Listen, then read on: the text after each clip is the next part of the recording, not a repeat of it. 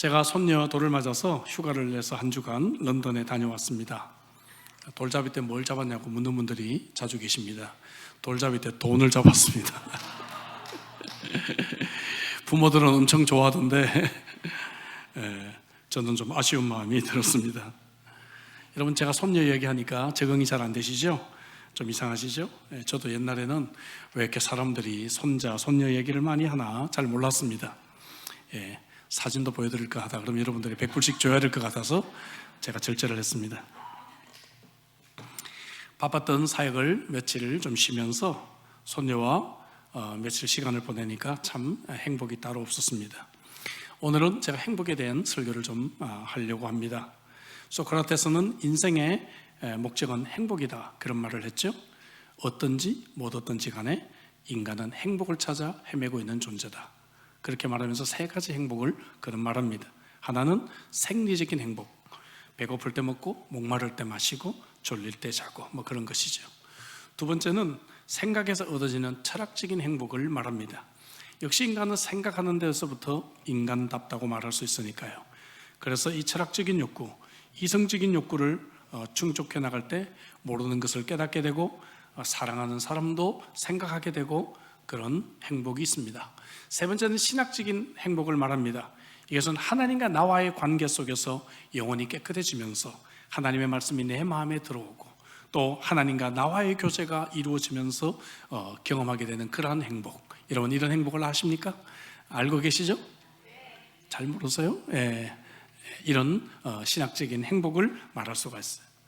또 행복을 좀 구조적으로 설명하는 설명법도 있습니다. 첫째는 이 taking happiness, 다시 말하면 뭔가 취하는 데서, 얻는 데서, 또 깨닫는 데서, 가지고 싶은 것을 갖는 데서 오는 그러한 행복을 말할 수가 있겠죠. 또 두 번째는 becoming happiness라고 해서 성취감, 뭔가 되는 것입니다. 인격도 되고 능력도 되고 지도력도 되고 뭔가 내 자신에 대해서 성취해 나갈 때 얻는 그러한 행복을 말할 수가 있어요. 세 번째는 giving happiness, 역시 사람의 기쁨은 이기적인 것이 아닙니다. 남을 향해서 뭔가를 줄 때 그 주는 기쁨이 있지 않습니까? 자녀들을 키우면서 내가 먹는 것보다 아이들이 먹는 것을 볼 때 여러분 더 행복하지 않아요? 나 자신의 기쁨보다는 남에게 뭔가 주어지면서 더 큰 기쁨을 우리가 얻게 되는 것입니다. 이것을 모르고 사는 사람들은 진정한 행복을 알 수가 없는 것이죠. 마지막에 making happiness, 이거는 뭔가를 만들어가는 것이죠. 환경도 만들고 물건도 만들고 창조해 나갑니다. 그 중에 제일 여러분 중요한 것은 사람을 만들어가는 것이죠. 별 볼 일 없었는데 나 때문에 예수님 만나고 삶이 변해요. 할렐루야. 별 볼 일 없었는데 형편없는 존재였는데 나 때문에 도전을 받고 뭔가 인생이 달라집니다. 뭔가 성숙하고 자라는 모습을 보게 되는 것이죠. 여러분, 이러한 모습들을 바라볼 때마다 느끼는 그러한 행복감이 우리에게 있습니다. 오늘 저와 여러분들이 읽은 이 본문 빌립보서는 기록한 사람이 바울 사도입니다. 우리가 바울에 대해서도 어느 정도 알고 있고 빌립보서에 대해서도 알고 있습니다. 인간적인 기준으로 볼 때 이 바울은 절대로 행복할 수가 없는 그러한 사람이었습니다. 근래 조건 중에 세상적인 기준으로 볼 때 단연 1, 2위가 연봉과 외모입니다. 연봉과 외모. 만약에 제가 지금 결혼 정년기라면 아마 저는 평생 결혼을 못했을 것 같아요. 옛날에는 그죠, 사람 착하면 됐어. 그리고 그죠, 결혼시켰는데. 근데 옛날 사람들이 그린 이 바울의 그림을 보면요, 바울의 외모가 형편없었어야죠. 너무너무 형편없었습니다. 또 바울은 연봉은 고사하고 수입도 없었고요, 평생 나그네로 살아가게 됩니다. 심지어 감옥에 갇히고 순교까지 하게 됩니다. 빌립보서도 그가 감옥에서 쓴 편지가 아니겠어요? 감옥에서 그는 순교까지 당했습니다. 근데도 그는 너무 큰 행복과 기쁨을 누리고 살았던 사람이죠. 특별히 빌립보서는 그가 가졌던 행복과 기쁨이 무엇인지를 말하고 있습니다. 그래서 그는 2장 18절에 보면 그는 너무나 행복한 사람이었어요. 너희도 기뻐하고 나와 함께 기뻐하라. 그래서 우리는 빌립보서를 통해서 인생의 진정한 행복이 무엇인지를 발견할 수가 있습니다. 오늘 빌립보서 전체를 통해서 흐르고 있는 참된 행복의 비밀들을 세 가지로 우리가 함께 생각해 보면서 이 행복으로 여러분들을 초청하기를 원합니다. 가장 먼저 우리의 인생의 참된 행복은 교제를 통해서 누리는 그러한 행복입니다. 여러분, 복음을 기초로 해서 성도들과 교제할 때 진정한 행복이 우리들에게 있는 것이죠. 이 교제의 기초는 바로 복음이어야 하는 것입니다. 1장 5절에서 바울이 행복한 이유는 너희가 첫날부터 이제까지 복음을 위한 일에 참여하고 있기 때문이다. 복음 안에서 우리가 함께 참여하면서 교제하기 때문이다. 그렇게 말하고 있는 것이죠. 바울이 복음을 전하기 위해 빌립보로 갈 때는 갑자기 가게 됐어요. 아는 사람이 없었습니다. 여러분, 친구도 없었고 친척도 없었어요. 지금처럼 여러분 인터넷이나 혹은 내비게이션이나 이런 것들이 있는 시대가 아니었습니다. 그런데도 그가 복음 안에서 사람들을 만나게 돼요. 그가 루디아를 만났고 감옥에서 간수를 만났고 복음 안에서 가능했던 것이죠. 그래서 그들과 함께 교제하며 빌립보 교회가 탄생하게 되었습니다. 제가 런던에서 일주일 휴가를 보내고 한국으로 경유를 해서 3일간 여러 가지 사역으로 좀 바쁘게 시간을 보냈습니다. 하지만 그래도 참 행복한 만남들이 있었어요. 그 중에 한 가정, 과거에 저희 교회에서 신앙생활하고 결혼했지만 영주권이 잘 되지 않아서 9년 전에 한국으로 돌아갔던 가정입니다. 오래전부터 목사님 한국 일정이 있으시면 저희들에게 시간 한번 내주세요 했는데 이번에 제가 미리 약속을 하고 식사를 점심 식사 교제를 했습니다. 근데 사실 저에게 너무 큰 위로가 되었고 행복한 시간이었습니다. 코로나 때 이 어려운 시기에 모두가 어렵다고 참으로 호소하는 이 시기에 자기가 다녔던 교회가 건축한다고 늘 함께 기도했고 헌금도 여러 번 했던 그러한 가정입니다. 호주를 떠나기 직전에 임신했는데 그 딸이 9살이 되었다고 학교를 하루 쉬게 하고 인사를 시킨다고 함께 데려왔어요. 또 한 명의 손녀를 만난 것 같은 그런 행복이 있었습니다. 그때 이 가정 어떻게 하지? 한국 가서 잘 정착할까? 그리고 본인도 이 노산인데 이 아이가 건강할까? 잘 순산할까?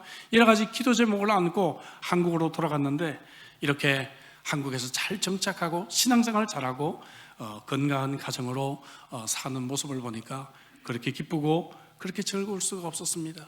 복음 안에서 함께 우리가 만날 때 우리는 오래된 친구와 같은 그러한 기쁨이 있는 것이죠. 또 작년에 오셨던 우리 멘토링 컨퍼런스 때 오셨던 우리 목사님들, 칼레 목사님들, 또 제가 온다고 여러분 저녁 바베큐를 준비하고 정말 여러 지역에 사시는 이 목사님들이 함께 자리를 같이 했습니다. 형제가 따로 없는 것이죠. 생각해 보면 제가 아무것도 아닌데 예수 믿는다는 이 백 하나로 정말 이렇게 내가 좋은 대접을 받고 있구나, 그런 큰 기쁨을 누리게 되었습니다. 여러분, 복음 안에서의 이 교제가 진정한 교제인 줄로 믿습니다. 이러한 교제는 행복을 우리에게 가져오는 것이죠.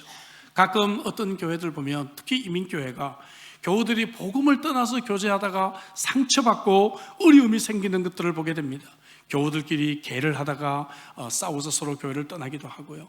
늘 모일 때마다 세상적인 이야기, 정치 이야기, 혹은 취미 이야기, 골프 이야기 하다가 여러분, 복음이 기초가 되지 못할 때 인간적으로 그렇게 친했던 것 같은데 한순간에 깨어지고요, 헤어지는 것을 보게 됩니다.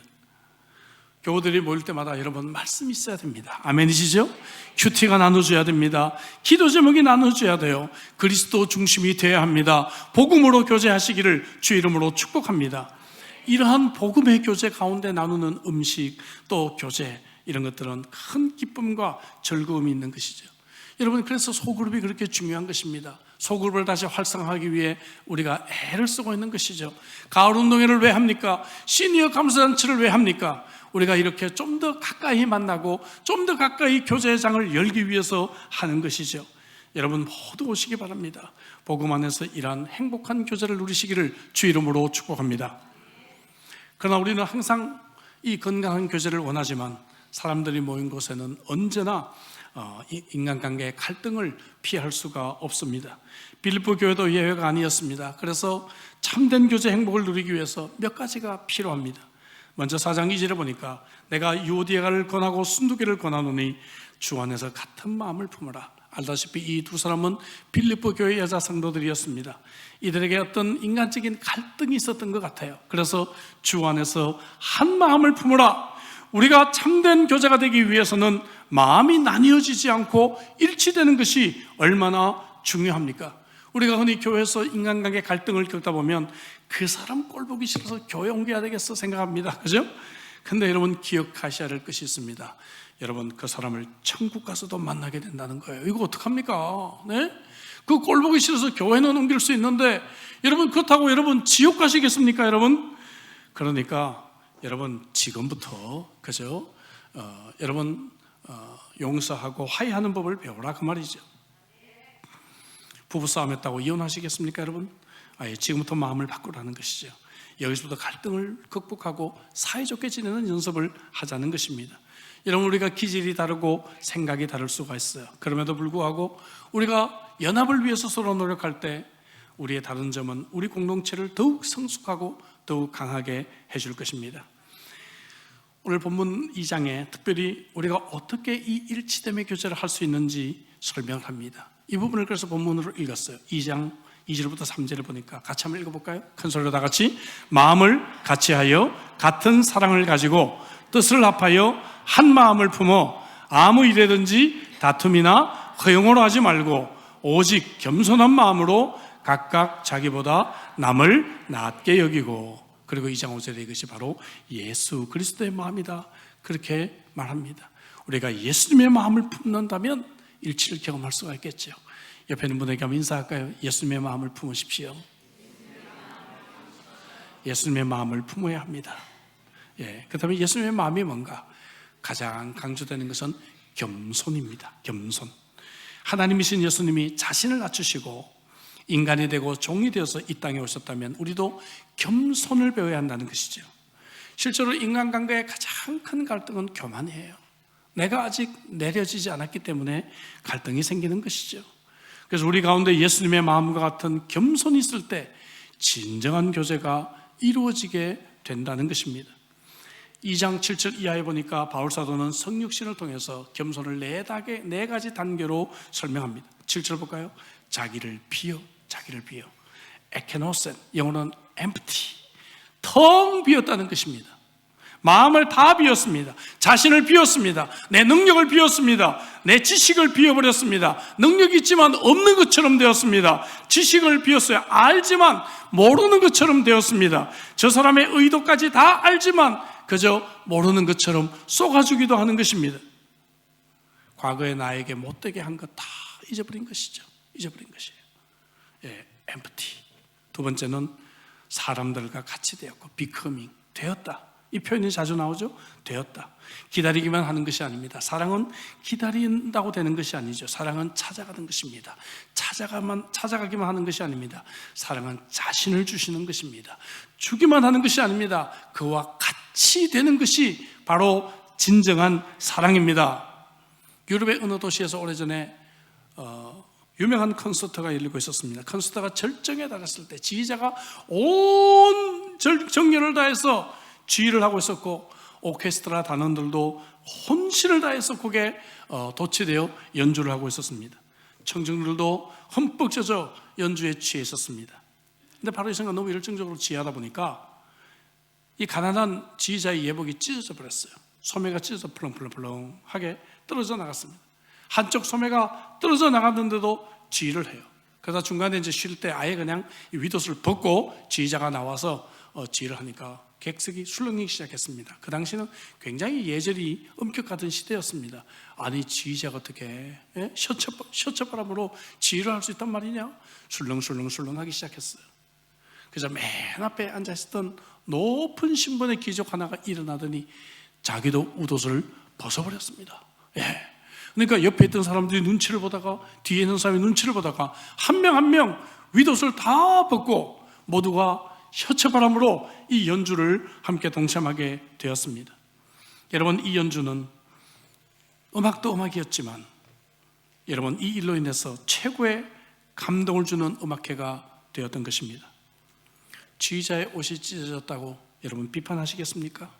당신도 벗어 같이 돼. 이것이 바로 진정한 겸손인 줄로 믿습니다. 같이 된다는 것이죠. 멀리 서서 교훈하는 것이 아닙니다. 비판하는 것이 아닙니다. 채점하고 있는 것이 아닙니다. 이래저래 잔소리하고 있는 것이 아닙니다. 그것은 사랑이 아니죠.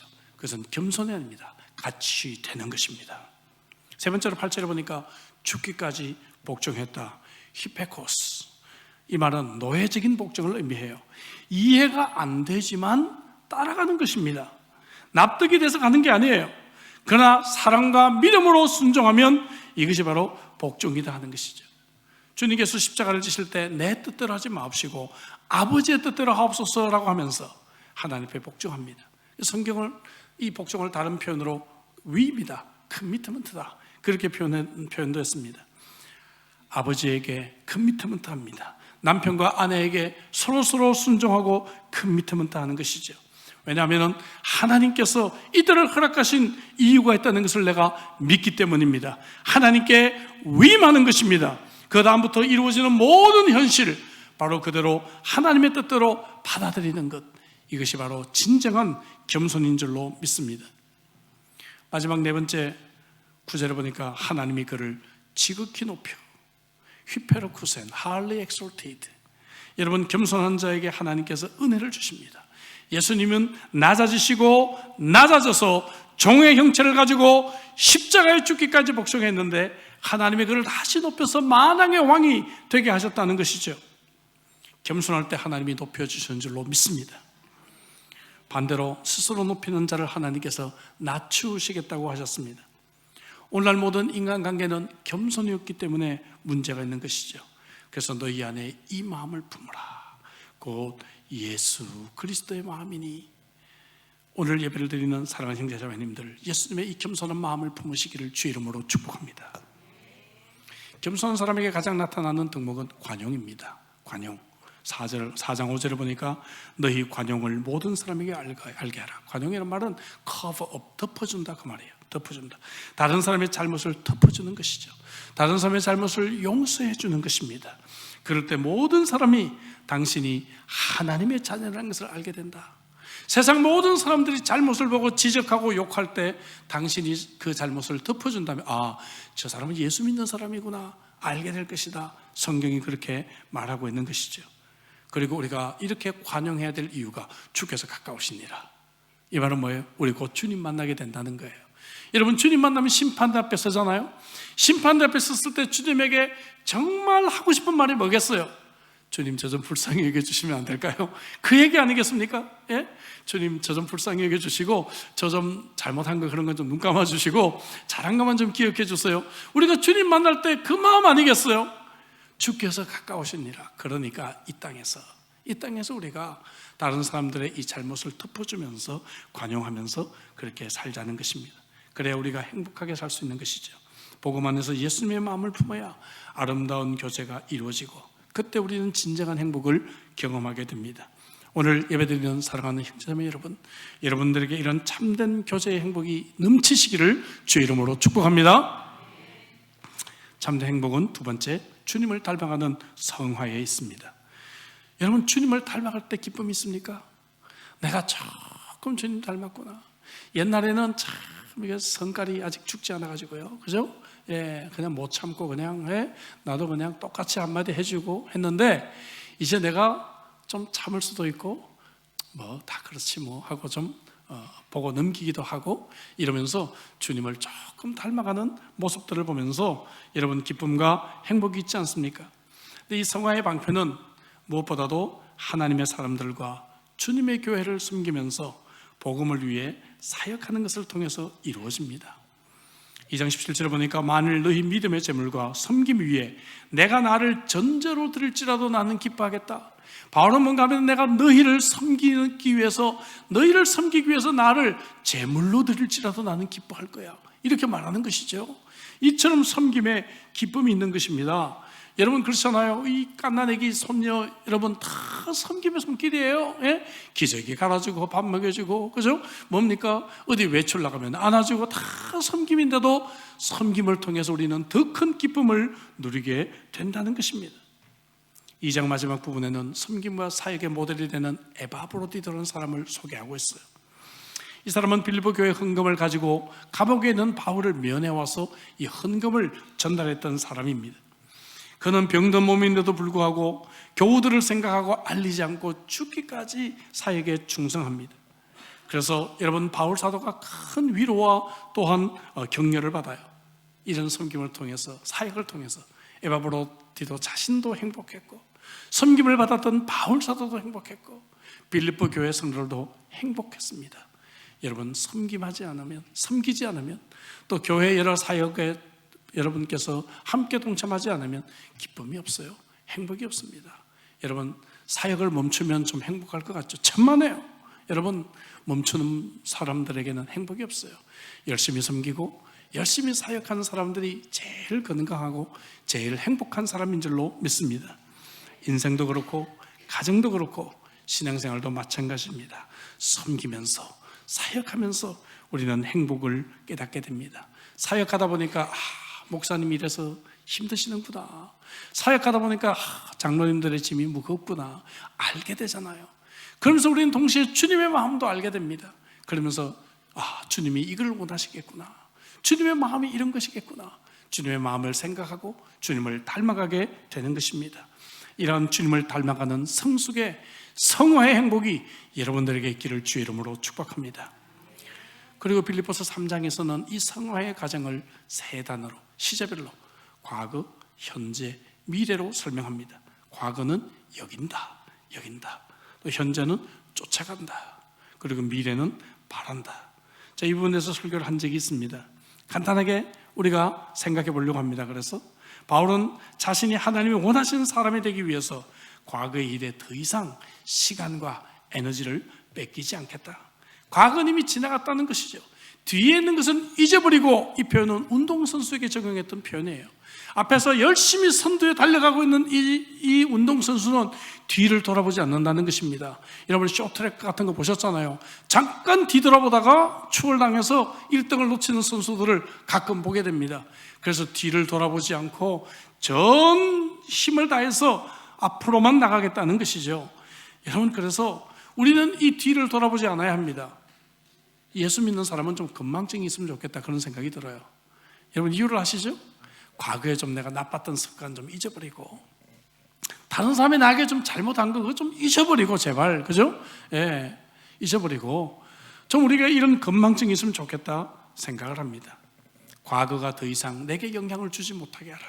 이것이 바로 여러분, 잊어버리고, 두 번째는 현재는 쫓아간다는 표현이죠.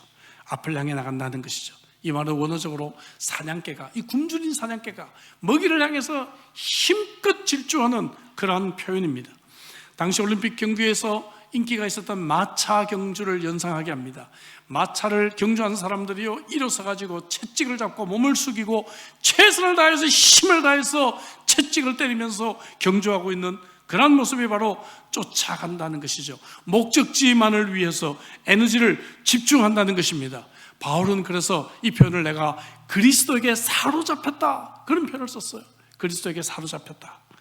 여러분, 예수님에게 사로잡히시기를 주의 이름으로 축복합니다. 돈에 사로잡힌 분들이 계셔요. 예? 넷플릭스에 사로잡히는 분들이 계십니다. 예? K 드라마에 사로잡히는 분들이 계십니다. 예? 가끔 신문에 그런 거 나오잖아요. 예? 어디 동남아 여성이 K 드라마 하도 보다가 눈 실명 당하고 뭐 이런 거 나오죠. 예? K 드라마에 사로잡히는 분들을 봐요. 예? 어디에 여러분 사로잡혀져 있으십니까? 무엇에 사로잡혀져 있습니까? 그리스도에게 사로잡혀 있기를 주의 이름으로 축복합니다. 내 인생 이거 아닌데, 나 주님도 닮아가야 되는데, 내가 보다도 주님처럼 될 수 있는데, 그런 거룩한 욕심을 가지고 주님을 닮아가는 이 성화의 행복이 여러분들에게 있기를 주님의 이름으로 축복합니다. 미래는 바란다. 여러분, 바란다. 주님이 오시는 날, 내 지금 병든 육체가 그리스도의 영광스러운 육체처럼 변할 것입니다. 할렐루야. 주님이 오시는 그날, 나의 이 속사람, 지금 내가 나를 봐도 너무 한심스럽고 너무 부족한 이 속사람, 그날에는 주님처럼 닮아갈 것이다. 그런 기대를 하고 있는 것이 바란다, 그 말이에요. 바란다.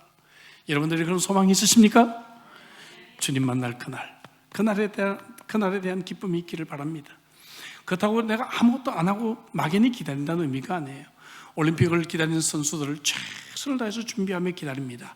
결혼을 앞둔 신부들 보니까 눈물나게 노력해요. 그 웨딩드레스 입기 위해서 다이어트 하는데 제가 결혼 준비시키면서 제가 불쌍해 죽겠어요. 야, 이거라도 좀 먹고 하고 싶어요 그냥. 그래도 결혼식 때 이 웨딩드레스를 입어야 된다고 눈물겨운 다이어트를 하는 신부들의 모습을 보게 됩니다. 여러분, 막연히 기다리는 것이 아니라 노력하며 기다리는 것이죠. 성화를 위해서 내가 노력하며 기다리는 오늘 이 순간, 그 순간이 바로 행복의 순간이라는 것입니다. 저와 여러분들에게 이러한 성화의 행복이 있기를 주의 이름으로 축복합니다. 마지막 세 번째 참된 행복은 증인의 행복이에요. 증인, 복음의 증인이 되고 복음을 전하는 선교를 통해서 내가 큰 기쁨과 행복을 누리게 된다는 것입니다. 바울은 빌립보서 1장 12절 13절에 자신이 감옥에 갇힌 것이 오히려 복음을 증거하는 기회가 되었다라고 그는 행복해합니다. 실제로 바울이 갇혔던 이 감옥은 왕실의 감옥이었고 이곳에서 고급 장교들과 왕실의 친척들을 만날 수 있는 기회가 있어서 그는 그들에게 열심을 다해 복음을 증거하게 되었어요. 여러분, 우리 인생에서 만나는 장애물들을 그래서 다시 한번 새롭게 해석하게 되는 것이죠. 아, 이래서 하나님께서 내게 어려움을 주셨구나, 이래서 나에게 고통을 주셨구나 알게 되는 것입니다. 오래전에 읽었던 수필입니다. 어느 어촌에서 바다에 나갔다가 풍랑이 심하게 일어서 어부들이 죽었습니다. 아버지의 장례식을 마친 아들이 그 다음날 또 그 배를 타고 바다로 나가니까 사람들이 묻습니다. 이 사람아, 아버지가 그 배를 타고 가다가 죽었는데 그 배를 타고 또 바다에 가나? 그랬더니 이 친구가 사람들에게 이야기합니다. 한 가지 물읍시다. 당신의 아버지는 어디서 돌아가셨습니까? 아, 그야 침대에 누워서 돌아가셨지. 근데 당신은 오늘도 침대로 가서 주무실 겁니까? 예, 침대로 가서 주무실 겁니까? 그럼 자지. 부정적인 것만 생각하고 움츠리면 아무것도 이루어지지 않습니다. 장애물을 허락하신 하나님을 믿고 이 장애물들을 통해서 새로운 길들을 보시기를 주 이름으로 축복합니다. 바울은 아무리 많은 장애물들을 만나도 선교적인 시각으로 장애물들을 바라보니까 여러분, 그 장애물들이 오히려 내게 행복과 기쁨이 됐어요. 그때는 그 사람이랑 헤어지는 것이 너무 힘들었는데 지금 생각해 보니까 그 사람 헤어지기를 참 잘했다, 하나님이 내게 새로운 인생의 길을 열어주시구나, 이런 것도 경험하게 되지 않습니까? 여러분, 선교의 시각으로 바라보면 우리에게 새로운 길이 열릴 줄로 믿습니다. 바울 사도는 빌립보서 전의 마지막 부분인 4장 15절 이하에서 이 교회 성도들이 선교를 위해 나눔을 실천한 것을 칭찬합니다. 그리고 선교의 열매들을 감사하고 있습니다. 복음을 듣고 믿은 빌립보 성도들이 이제 바울의 선교 사역을 도울 생각을 한 것, 분명히 신앙의 성숙이고 열매를 뜻하는 것이었습니다. 바울은 그것이 너무나 기쁘고 대견하고 감사했던 것이죠. 여러분, 선교야말로 우리 신앙 성숙의 가장 분명한 열매인 것입니다. 우리가 태신자들을 봉헌하고 새생명 축제들을 하는 이유도 이 가을에 가장 중요한 열매들을 하나님 앞에서 맺기 위함인 것입니다. 부모의 일방적인 은혜를 받고 자란 자녀들이 언제 많이 컸다 느끼게 됩니까? 그것은 부모에게 받은 은혜를 깨닫고 부모를 생각할 줄 알고 부모에게 뭔가를 감사를 표현할 수 있을 때, 그때 이 아이들이 성숙했구나 알게 되는 것이죠. 그렇다고 한다면 사랑하는 형제 자매 여러분, 우리의 삶을 하나님을 향해서 하나님을 위해서 좀 나누어 보시지 않겠습니까? 조금 헌신해 보지 않겠습니까? 내 물질을 조금 나누어서 태신자들을 격려하고 내 시간을 조금 떼서 영혼들을 위해 봉사하고 내 시간을 조금 더 할애해서 이 공휴일에 그동안에 새로 나왔던 가족들과 함께 교제하고 그들과 함께 점심을 먹고 그들에게 이야기를 나누고 그들에게 친구가 되어준다면 이것이야말로 여러분, 우리에게 가장 큰 기쁨의 선물로 다가오게 될 것입니다. 우리가 선교하는 선교지의 영혼들이 한 명 한 명 복음을 듣고 예수님께 돌아오는 이 큰 기쁨과 행복을 경험할 수 있게 될 것입니다. 바울이 결론적으로 행복한 삶을 추구하기 위해서 필요한 삶의 태도를 두 가지 이야기하면서 4장을 끝내고 있습니다. 기도와 감사입니다. 기도하는 사람은 행복할 줄로 믿습니다. 기도를 통해서 오늘 말씀드린 이 세 가지 참된 행복을 추구하시기를 주의 이름으로 축복합니다. 또한 자족하고 감사하는 삶을 사시기를 바랍니다. 어느 날 천사가 세 친구를 찾아와 소원을 물었어요. 첫 번째 사람에게 물었더니 나는 별처럼 빛나고 싶습니다. 그래서 스타를 만들어줬습니다. 두 번째 사람에게 물었더니 나는 왕이 되고 싶습니다. 킹이 되게 했습니다. 세 번째 사람에게 물으니까 어떤 걸 포기할지 몰라요. 저는 둘 다 하고 싶어요. 그래서 스타킹을 만들어줬다고 하면 스타킹. 자전거를 배우는 사람은 행복합니다. 감사가 있습니다.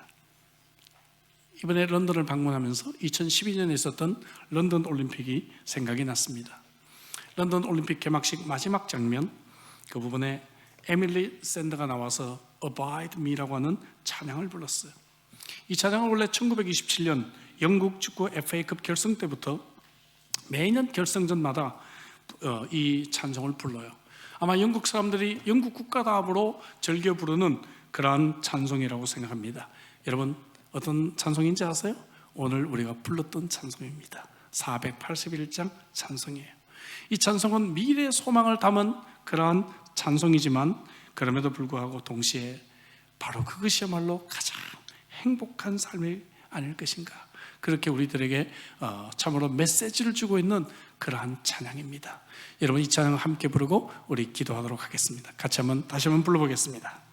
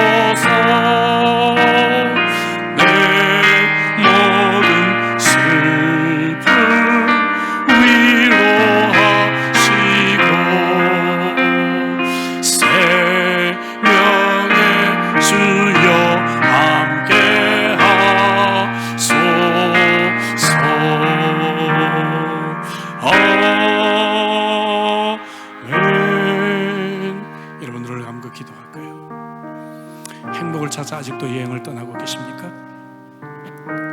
무엇이 여러분들에게 행복을 줍니까? 돈이 많이 있으면 행복할까요? 아니면 내가 뭔가를 성취하게 되면 행복할까요? 남이 나를 좀 많이 알아주면 행복할까요? 나도 남들처럼 좀 비싼 차도 좀 사고 좋은 핸드백도 들면 행복할까요? 여러분 천만에요. 그런 것들은요 더 큰 갈증을 우리에게 줄 뿐입니다. 더 갈증하고 더 힘든 그러한 삶이 우리에게 주어질 뿐입니다. 우리가 그렇게 쏘고며 인생을 살아왔잖아요. 여러분, 이제 오늘 주신 말씀처럼 참된 행복으로 우리가 돌아가십시다. 성경은 우리들에게 복음 안에서 너희들이 교제해라, 복음 안에서 서로 만나라. 교회에서 몇 년이 지나도 새 가족 얼굴 한번 모르고 다가가서 점심 같이 못 먹고 그렇게 살지 말고 손을 뻗어서 함께 복음 안에서 함께 나누라. 다락방으로도 모이고 사랑방으로도 모이고 시간 아깝다 생각하지 말고 모여라. 여러분, 사탄은요 우리를 혼자 있게 합니다. 오늘 이 핸드폰은요 참 사탄이 가장 즐겨 사용하는 그런 수단이 되고 말았어요. 오해하지 마세요. 핸드폰 자체가 악은 아닙니다. 여러분, 이것은 뉴트럴한 거예요. 중립적인 것이에요. 선을 위해서 쓸 수도 있고 악을 위해서 쓸 수도 있어요. 그러나 사탄이 이 핸드폰을 통해서 우리를 혼자 있게 한다는 것이죠. 혼자 방에서 그냥 핸드폰만 갖고 있으면 누구 만나는 게 귀찮아집니다. 나가는 것도 귀찮아져요. 내가 혼자 있고 싶어요. 여러분, 이거는 사탄이 우리에게 주는 생각입니다. 하나님은 우리들에게 아니다, 만나라, 나가라, 모여라 우리에게 말합니다. 그래서 우리는 가을 운동회도 하고 시니어 감사잔치도 하고 부흥회를 하면서 또 모이고 우리는 계속해서 모일 것입니다. 여러분, 모이고 서로 교제하는 가운데 이 행복을 다시 한번 경험해 보시기를 바랍니다. 주님을 닮아가고 계십니까? 작년보다 금년에 내가 주님을 조금 더 닮아가십니까? 무엇보다 우리에게 겸손한 성품이 우리에게 닮아가기를 원합니다. 주님을 조금씩 닮아가면서 큰 행복을 경험하기를 원합니다. 여러분, 우리가 복음을 증거하는 증인의 삶을 통해서 행복을 누리시기를 바랍니다. 이 새생명 축제의 계절에 나도 정말 방관자가 아니라 대신자들에게 손을 뻗고 찾아 나서고 그들에게 다가가서 그들을 구원함으로 말미암아 정말 making happiness, 나도 이러한 행복을 경험하는 그러한 계절이 되게 해달라고 같이 오늘 주신 말씀 가지고 우리 함께 통성으로 기도하시겠습니다.